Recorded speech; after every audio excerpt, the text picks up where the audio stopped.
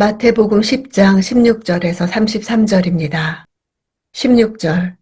내가 너희를 보내는 것이 양을 늑대 소굴로 보내는 것 같구나. 그러므로 뱀처럼 지혜롭고 비둘기처럼 순결해야 한다. 늑대 소굴로 보내는 것 같다는 말씀에는 주님이 우리를 보호하실 것이라는 뜻이 담겨 있습니다. 복음을 전파하는 길에 핍박과 방해가 있을 것을 알려주십니다. 이것을 미리 알고 가게 하시는 것이 하나님의 보호하심입니다. 거친 들판의 이미지를 생각해 지혜를 뱀에, 순결을 비둘기에 연결하십니다. 뱀은 지혜와 교활함의 대명사입니다. 늑대의 공격이 불가피한 생태계에서 양에게 필요한 것은 포식자로부터 피할 수 있는 지혜입니다.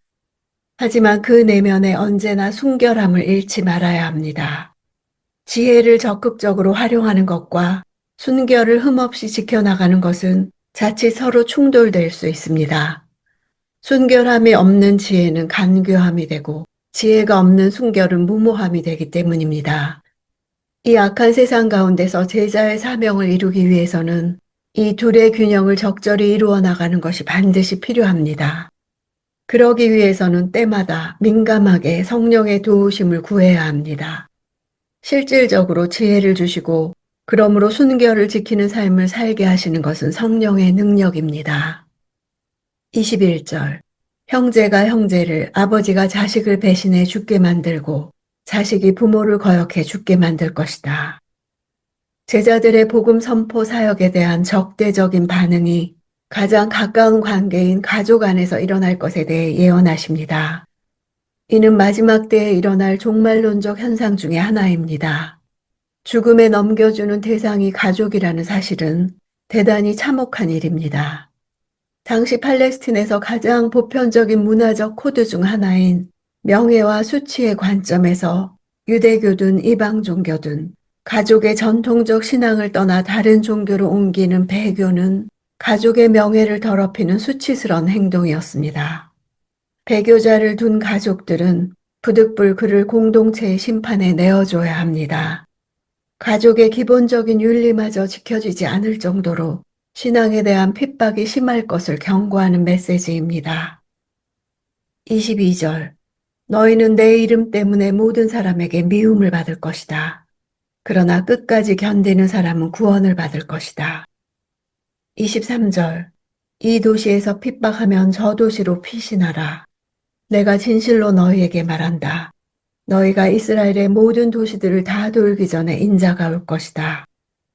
핍박으로 인해 다른 곳으로 피신하는 것은 오히려 복음을 전 이스라엘과 이방으로 확산시키는 결과를 가져왔습니다. 뒷부분을 원문대로 직역하면 인자가 올 때까지 너희가 결코 모든 도시들을 다 돌지 못할 것이다 입니다. 인자가 올 때를 예루살렘 멸망으로 본다면 실제로 예수님의 제자들이 이스라엘에 온전히 복음을 전하기 전에 예루살렘이 멸망당했습니다. 종말의 때로 본다면 이스라엘의 거절로 복음의 우선권이 이방인에게로 넘어가 이스라엘을 위한 전도가 밀려난 상황을 말합니다. 장차 이방인을 향한 목적이 달성되고 마지막 단계에서 이스라엘 도시들의 복음이 채 전해지기 전에 인자가 온다는 것입니다. 24절. 제자가 스승보다 높을 수 없고 종이 주인 위에 있을 수 없다. 이 말은 팔레스틴 유대인들에게 익숙했던 격언입니다. 제자들 역시 자신처럼 핍박을 당하게 될 것이라는 사실을 말씀하신 것입니다. 스승이신 예수님의 길을 따라 제자들도 거절과 적대, 핍박을 받는 삶을 살아갈 수밖에 없음을 잘 보여줍니다. 제자들이 예수님처럼 되는 것이 마태복음 제자도의 핵심입니다. 25절. 제자가 스승만큼 되고 종이 주인만큼 되면 그것으로 충분하다. 그들이 집주인을 바알세불이라 불렀거늘 하물며 그 집안 사람들에게는 얼마나 더 심하겠느냐. 제자들이 복음으로 인해 받을 고통이 결코 작지 않을 것이며 그때 그 고통받는 일에 대해 만족하게 여길 것을 교훈하고 있습니다. 바알세불은 히브리어에서 온 단어로 바알은 주인이란 뜻이고 세불은 귀신 혹은 팔이란 뜻을 가지고 있습니다. 따라서 귀신의 왕 혹은 파리의 왕이란 뜻이며 곧 사탄을 뜻합니다. 바리새인들이 예수를 대적하며 언급했던 표현입니다. 예수는 그렇게 세상으로부터 바알세불이라 배척당하며 고난받을 것이며 그를 따르는 제자들 역시 당연히 고난받을 것입니다. 집주인과 집안 사람을 언급하는 것은 언어 유희입니다. 바알세불이 히브리어로 집이란 제불과 주인이란 베엘의 합성어로 볼 수도 있기 때문입니다. 26절. 그러므로 그런 사람들을 두려워하지 말라. 감추어진 것은 드러나지 않을 것이 없고 숨겨진 것은 알려지지 않을 것이 하나도 없다. 감추어진 것과 숨겨진 것은 모두 복음을 가리킵니다.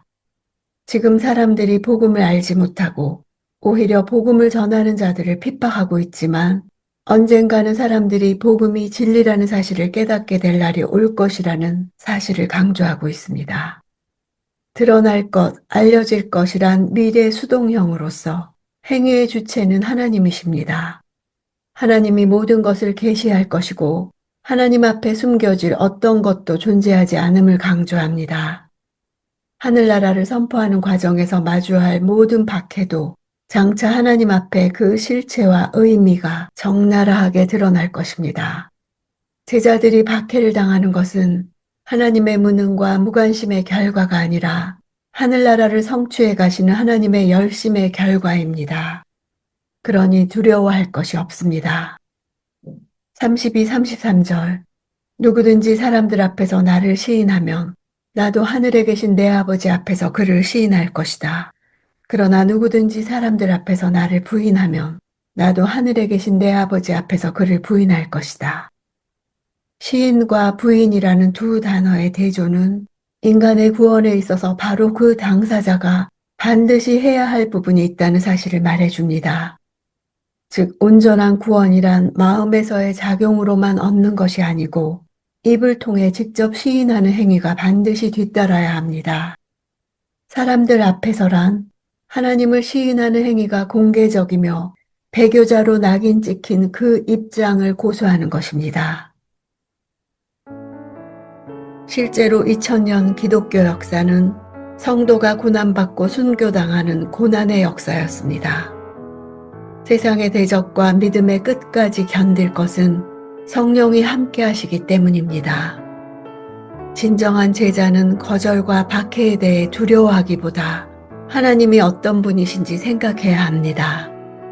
참새 한 마리에 대해서도 세심한 관심을 가지시는 하나님께서 그분의 백성에게 일어나는 일들에 대해서는 머리카락까지도 다 세실 정도로 관심을 기울이시기 때문입니다.